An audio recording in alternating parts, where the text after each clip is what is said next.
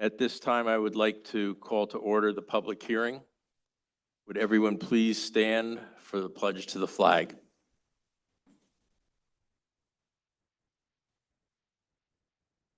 I pledge allegiance to the flag of the United States of America and to the republic for which it stands, one nation, under God, indivisible.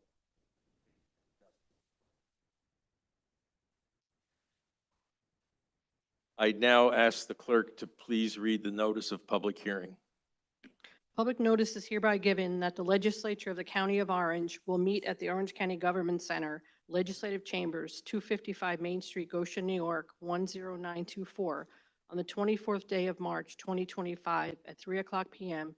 to hold a public hearing to receive public comment on the proposed improvements to the Harriman wastewater treatment plant, including improvements to expand treatment capacity of the Harriman wastewater treatment plant from 6.0 million gallons per day to 9.0 million gallons per day to extend the useful life of existing equipment and unit process, and to address regulatory requirements in the state pollutant discharge elimination system permit issued for the facility. Notice is further given that the county legislature has caused to be prepared and filed for inspection and explanation with the clerk of the Orange County Legislature a detailed explanation of the proposal prepared by the County Department of Public Works. The notice was published in the March 12th issues of the Hudson Valley Press, the Goshen Independent, and the Warwick Valley Dispatch, the March 13th issues of the Hudson Valley Times and Media Group, Walk-Hill Valley Times, Mid-Hudson Times, and the Cornwall Local News of the Highlands, and Strauss Newspaper, Warwick Advertiser, Monroe Photo News, and the Chronicle. Thank you. I now call on Eric Denega, PE, Commissioner, Orange County Department of Public Works, and Robert Gray, PE, Deputy Commissioner, Orange County Department of Public Works, Environmental Facilities and Services, to summarize the proposed longevity improvements at the Harriman Wastewater Treatment Plant and expansion of the treatment capacity, as well as Mary Beth Bianconi, PE, Partner, Delaware Engineering.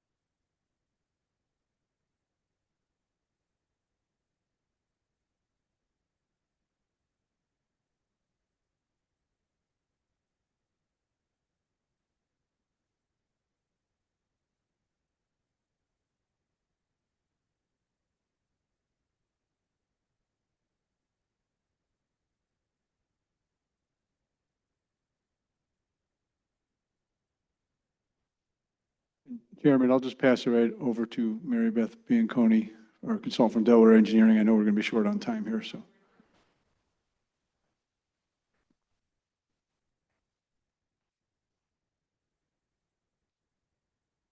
Good afternoon, everyone. My name is Mary Beth Bianconi, and I'm a partner with Delaware Engineering, and we are the consulting engineering firm that has been working with the county on the upgrade of the Harriman wastewater treatment plant. Today's purpose is to conduct a meeting. Uh-oh, no, we're not. That's not working. Come on.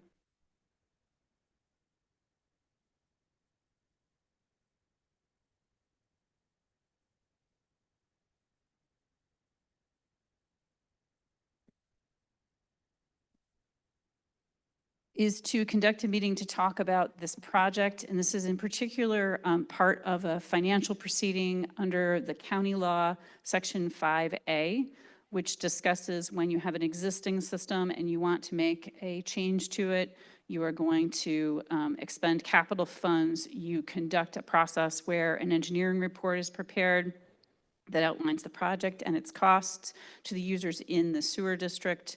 And then a public hearing is conducted, which is where we are today. But let me go through our project summary. So this project has 3 objectives. We are in need of meeting our regulatory requirements. Wastewater treatment plants are regulated by the New York State Department of Environmental Conservation, and every 5 years they get a new permit that describes the quality of water that can be discharged into the environment without having a negative impact on the environment or public health. We have a new permit here for this wastewater treatment plant for which the existing technologies cannot meet all of the criteria.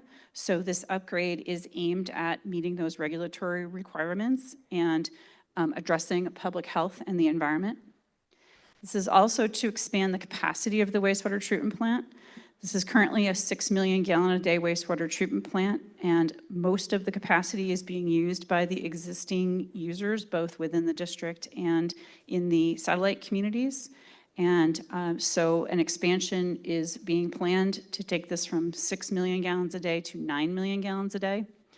Folks, we conducted an environmental review of this project in 2024, and as part of that, we surveyed all of the communities that are connected to the wastewater treatment plant and got a concept as to how much flow they predicted they may need, may is an important word there, over the next 20 to 30 years.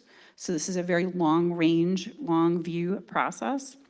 And that equated to approximately 3 additional million gallons of water a day. So that's why the project is going from 6 million gallons a day to 9 million gallons a day. And then the last component is we are addressing aging infrastructure. The 2 original treatment trains that were constructed as part of the project back in the 1970s and 1980s are approaching 50 years old. And these are mechanical systems, and so they need upgrades to continue to be serviceable. And the best investment that we can make is taking something that we have and improving it so that it operates into the future. The components of the project include a brand new 7 million gallon a day wastewater treatment plant called a sequencing batch reactor. It'll be located where train 1 is located, which is, my fancy pointer works, this area right here. This will be demolished. This is the original system that was built on this site, and it will be replaced with a brand new 7 million gallon a day wastewater treatment plant. We evaluated whether we could retain or keep any of that infrastructure, and it's past its useful life, and our treatment requirements require more robust treatment, so we are replacing it. We will also be conducting upgrades to the newest wastewater treatment train on the site, which is train 3. That is this train down here. This one works really well, but it does need some improvements so that it continues to work into the future and so that it can accommodate those new regulatory requirements. And then we'll also be making general improvements to, again, meet regulatory requirements and extend the useful life of the facilities on the site. Our preliminary cost all in is $185 million.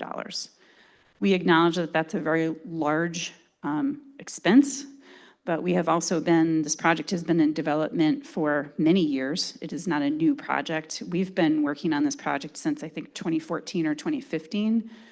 So it's a long timeline. It is a lot of money, but this is our current cost estimate. And I will tell you, we have other projects of a similar size that are in a same cost range. So it is unfortunately the cost of doing business. So our status, this project is currently in design. We had done, as I mentioned, preliminary engineering work. We had done environmental review work. We had done a lot of permitting work up to date, and the project is currently in design. Our next major step will be submitting this project to regulatory review through the New York State Department of Environmental Conservation, and that will be done in August of 2026, so a little more than a year from now. After that regulatory review is conducted, the project will go out for public bidding, and construction is anticipated to take about 24 months, which I will tell you may be discontiguous. There may be some shutdowns for winter conditions and other things, but the total construction is about 24 months into the future. So this project is about financing. So we'll talk a little bit about potential financing. Obviously, a lot of capital projects of this nature are funded by bond funding. So that's when municipality goes out on the market, issues a bond.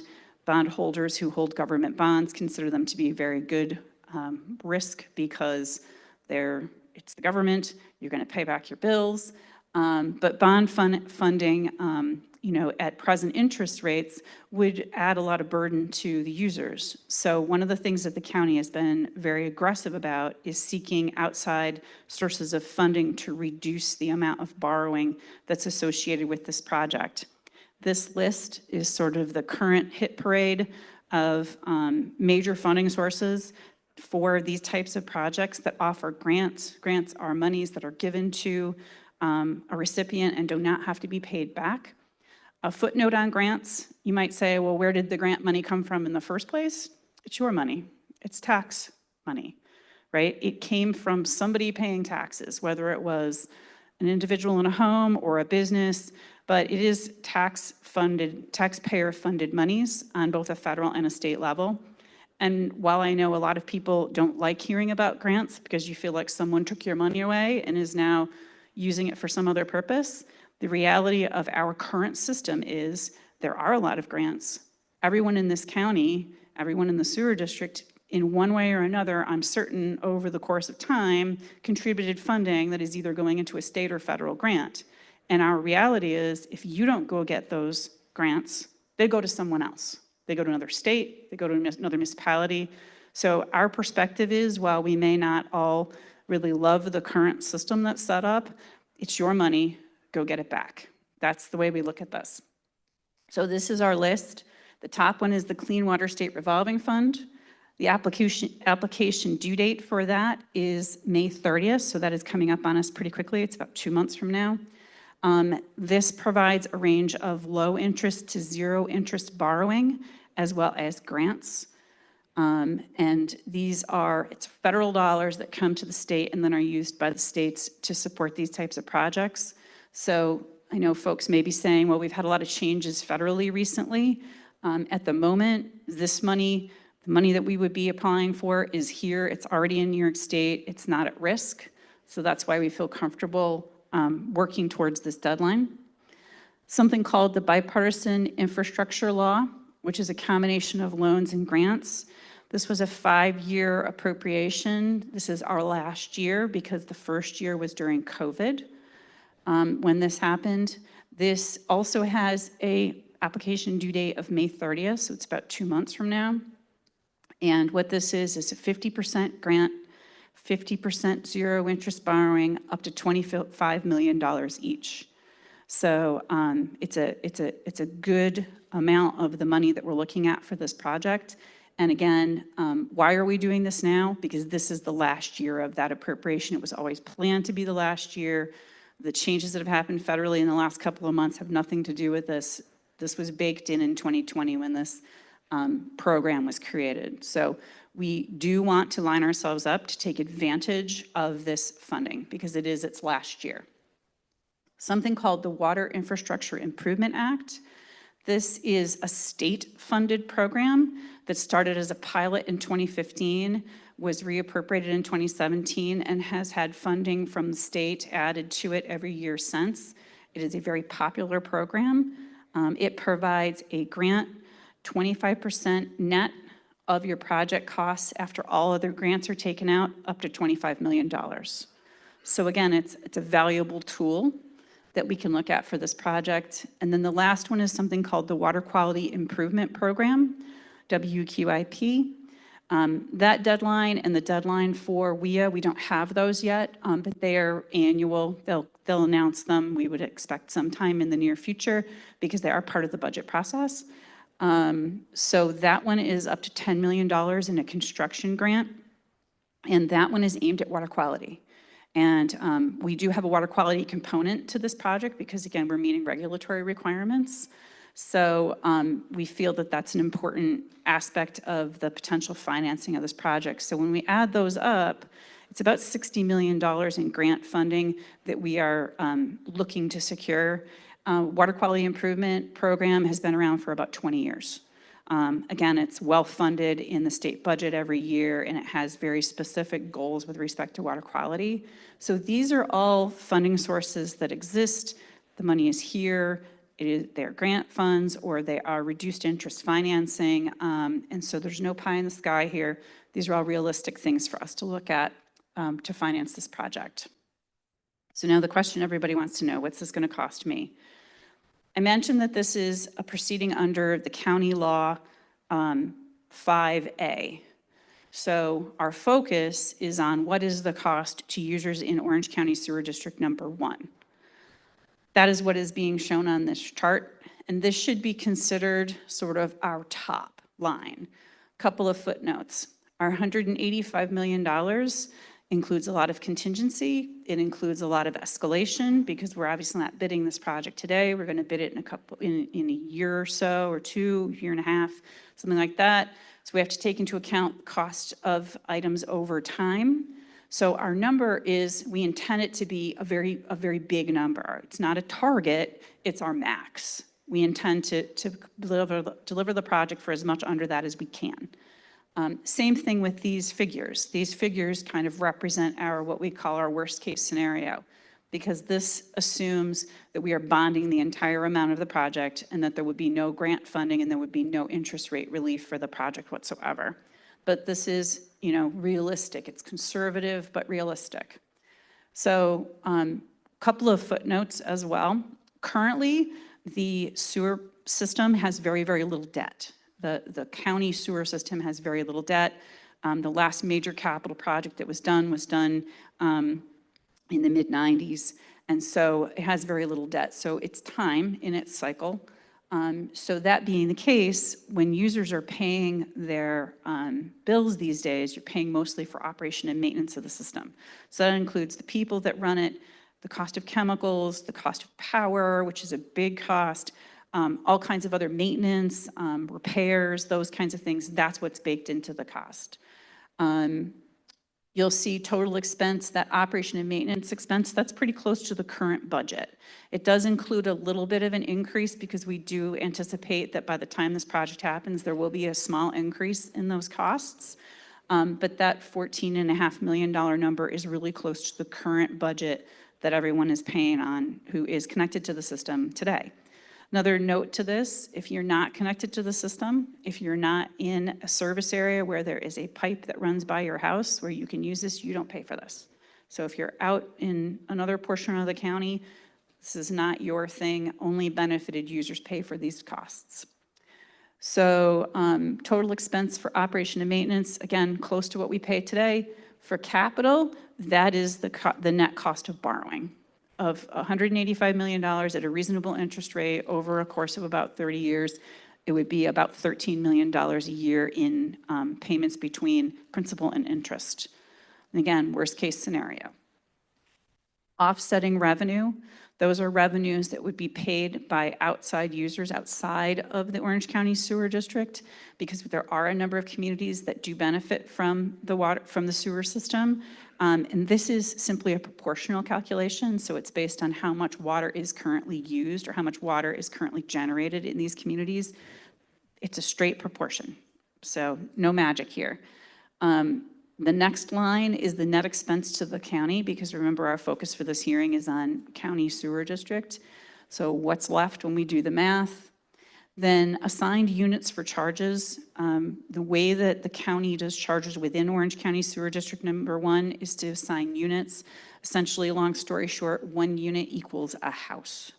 So if it's a commercial business, the commercial business may use the equivalent of about a house of sewer capacity. They may use 2 houses of sewer capacity. That's included in these costs, in this calculation of units.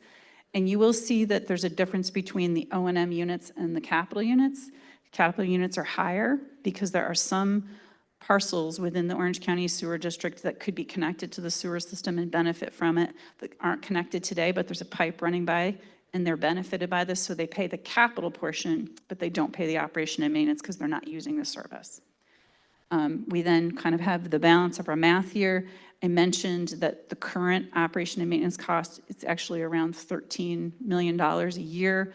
So the current charge to a user inside the Orange County Sewer District on an annual basis is right around $550 a year currently. That is that operation and maintenance cost that you're seeing there at $562.34. I mentioned there was a slight increase because we have to take into account a couple of years going by. That's that $500, $550, $560. That's about what a user is paying today. So the point of this is that the change is really in paying for capital debt. And that, when we do that math, ends up being about $500 a year, a user, a household. And you add them together, you get just over $1,000 a year. Now, we recognize, again, this is a big number, but we see that operation and maintenance costs, they kind of are what they are. There's no one else to pay those bills but the people who are connected to the system. So that's why our focus is on reducing the amount of capital debt and making sure that we keep our project budget in line. So our next slide talks about the effect of going and getting those grants that I mentioned earlier and getting that low-cost borrowing. And I suggest that you look at this chart as a range, right? With our top line number being that new cost to people of about $500 a household a year in the district. And then if we can secure kind of the best case scenario financing that we're aware of today, that would reduce that new cost to about $315 a year a user. So it's a good savings, and it's worth going through the process to try to secure those grants and low-cost borrowing. And I would suggest that we look at this chart as a range. Somewhere in the middle of this, somewhere between about $875 a year and $1,000 a year for a user inside the district, that is where we will land with this project, because it's rare that we get every single grant that exists, but we are going to try. With that, this is my last slide, and then I think we'll open for public comments. So what are we doing? Again, this is a County Law 5A process. The Sewer Advisory Committee met in February, as did the Physical Services Committees of the Legislature, who recommended to the Legislature as a whole that they schedule a hearing. That is the hearing that we are conducting today to secure public comment. In April, the same committees will meet to discuss this process and discuss the comments that they have heard. And then the legislature would be considering an action relative to this proceeding at its May meeting, which is the first week of May. That would line us up to be able to go and secure, or at least apply for, some of these grants and financing that we're targeting. And again, remembering that that bipartisan infrastructure law financing, which is up to $25 million in grant and $25 million in zero interest borrowing, our last chance to apply, and they are very serious about this, is May 30th. So we're working our way so that we can target that application date. And with that, that is my last slide. Thank you very much. At this time, anyone wishing to speak, if you haven't done so already, please sign up at the desk in the back of the chamber. And when your name is called, please come to the microphone, give your name and town for the record. There will be a 3-minute limit for each speaker. We have 6 speakers currently signed up. First speaker, Tony Cardone.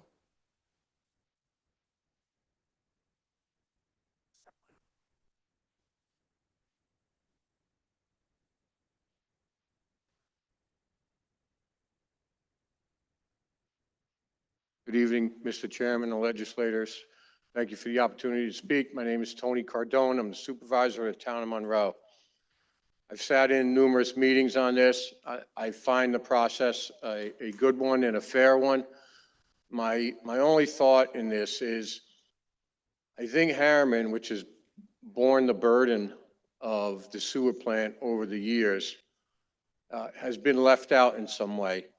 The noise, the traffic, and what's going to happen with the Harriman plant expansion, I think the residents in Harriman have should be afforded some consideration. I don't know what that consideration is. I would leave that to the commission and the legislature, and I think that it's something that should really seriously be looked into. Everything else up there, the numbers, although high, I understand what it's about, and I think it's fair. And I also think that you guys worked hard on this for a number of years, and thank you very much. Thank you. Next speaker, Mary Bingham.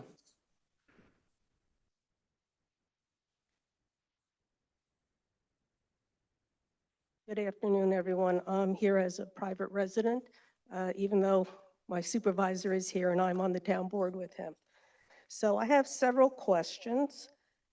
Thank you for explaining the public notice, hearing notice.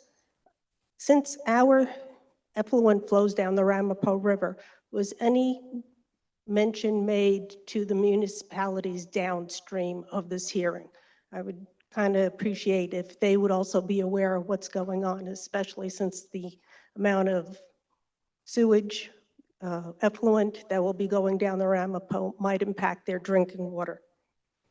Okay, in the December 10th, 2024 minutes, Ms. Bianconi, sorry if I mispronounced that, responded that the amount is listed at 156 million, and it is for the wastewater treatment plant upgrade, which includes the headworks. However, during the March 18th, 2025 meeting, a handout, and again mentioned today too, said it would be 185 million. So I'd like to know where the $29 million between December and last meeting, where that figure came from. Excuse me.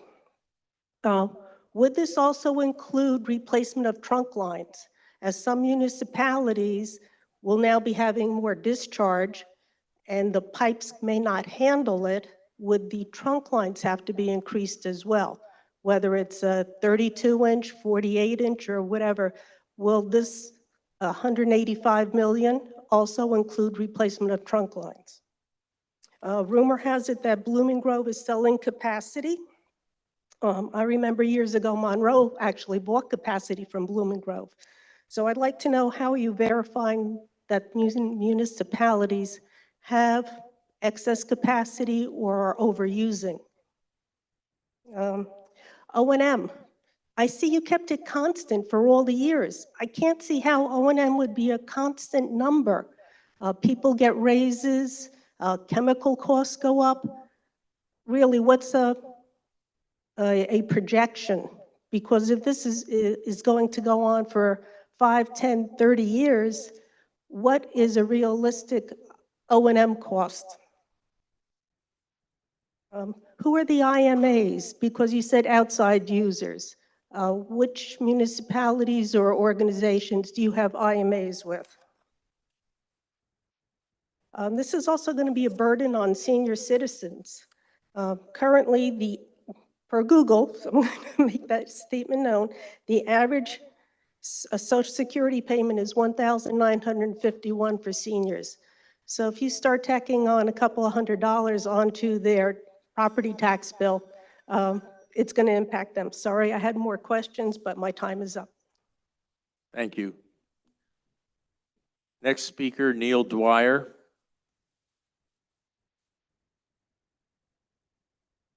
Good afternoon, Mr. Chairman and Orange County legislators. I appreciate the opportunity to speak to you today regarding, I represent the Village of Monroe and the mayor of the Village of Monroe.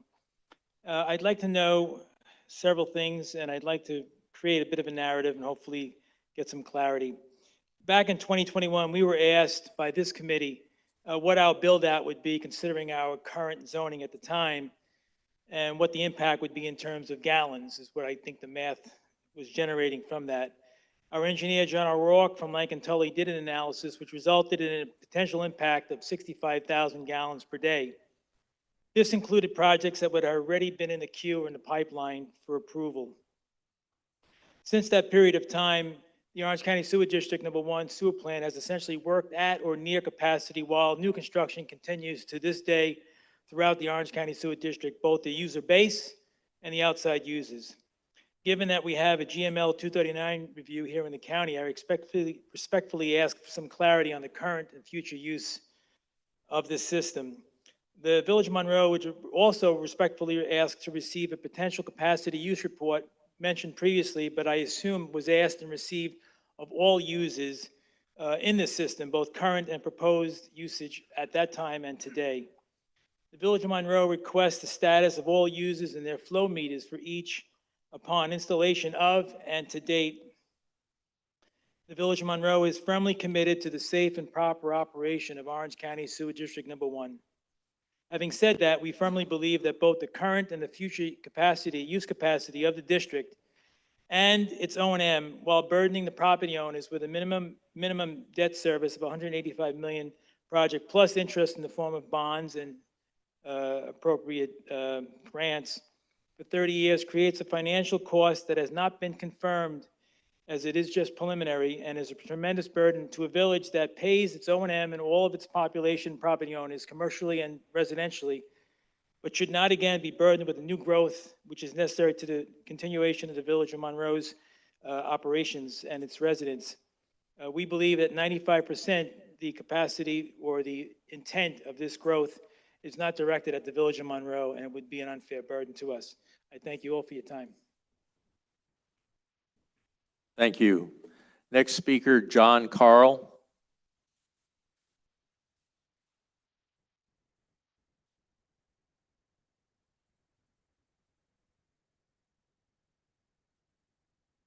Good afternoon. My name is John Carl. I'm village trustee in the Village of Monroe.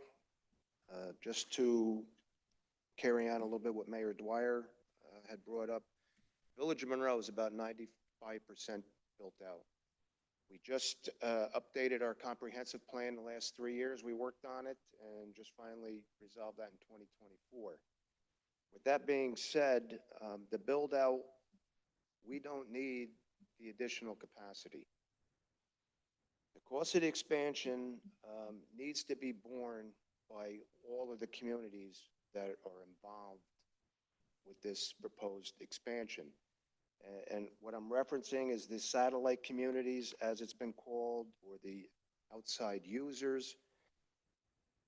Somehow that needs to be, the debt service needs to be done either via an ad valorem on their property taxes in the Moodna, Village of South Blooming Grove, Village and Town of Woodbury, so that the cost comes down and it's spread equally.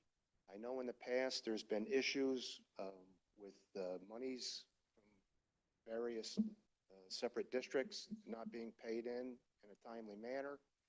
And I think by using an ad valorem, it will be on your county tax bill. And again, the more that are going into it, the less the cost for all of us, and you're guaranteed to get the money.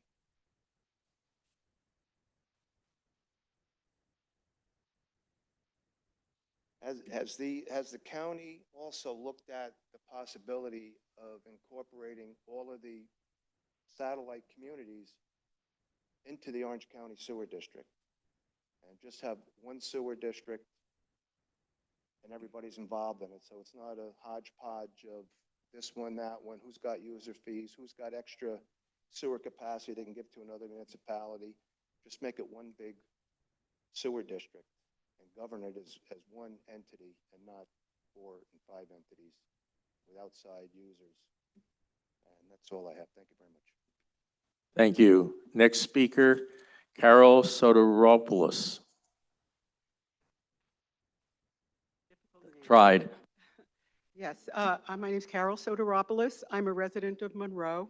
I don't hold any official office, but I've heard about the sewer expansion, and I do have some questions. Actually, I segue very neatly from what was just commented upon by Mr. Carl, that it's important to know how this is being distributed.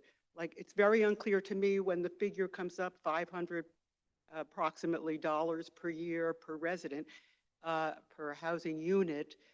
Is that just the housing units that exist today, or the housing units that are going to be incorporated after the sewage, after there's enough capacity, to provide? That is very unclear. It's unclear to me where Woodbury Common comes into this. Okay, so I think you understand the question is how this is going to be distributed and what is the framework for that. And I think it's important for this to be made public knowledge. I know this is a public hearing now. I don't know if there's another public hearing coming up, but I mean, that is a critical question. And Mr. Carl expressed it very well, as did Mr. Dwyer. That is what is on our minds. Not just, yes, it's going to be $500 per housing unit. It's nice to say that, but what does that mean going forward when we see all of the housing units that are being built, that have been constructed and are yet unoccupied, and about Woodbury Common as well? So I'm asking, will there be that moment when we will be informed about what this means, what these units mean? Is it just what exists today, or what has been built and not yet occupied? All of these questions. Will there be that? I don't know who answers all the questions that have been presented today. This is an opportunity to receive public comment, not an interchange necessarily, but it's a long, involved process, and there will be additional opportunities for the public to engage in that process. The Sewer Advisory Committee meets on a regular basis, and the public's welcome to attend those meetings, as well as the Physical Services Committee, to just keep abreast of what's going on. And I assure you that there will be answers provided to the questions that were asked today. Okay, because just the last comment, the presenter from Delaware Engineering, broke down the figures and came up with this, $500 figure.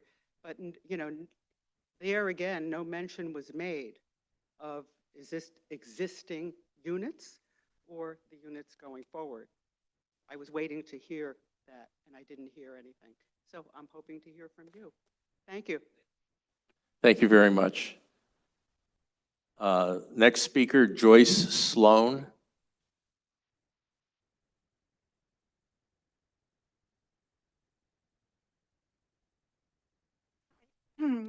I live in Blooming Grove. I'm a house owner, and I wanted to know if other out-of-district properties can connect to this proposed system, and who decides who can connect? Will this be limited? And what is a unit? Is it, it's not by water use. I was in a water district. We paid by water usage. So a unit, a house, you could have 2 people or 10 people. It's different water usage. Are you all going to be paying the same amount? And the effect will be to enable more dense housing. So does Orange County want more dense housing? That's not what a lot of people moved up here for. more sewer capacities followed by more water use. And we in Blooming Grove have a water problem, that's everybody's concerned about. And we're not allowed to hook up to the New York City water supplies. So I have my septic tank and well, and who's going to pay to re-drill my well or pay for my new septic system? I can't hook up to the sewer system that's proposed. Or will I be able to? Who decides that? And that's my comments. Thank you. Thank you very much. That was our last speaker, I believe. There are no additional people signed up. So if there are no more speakers, I now declare the public hearing closed.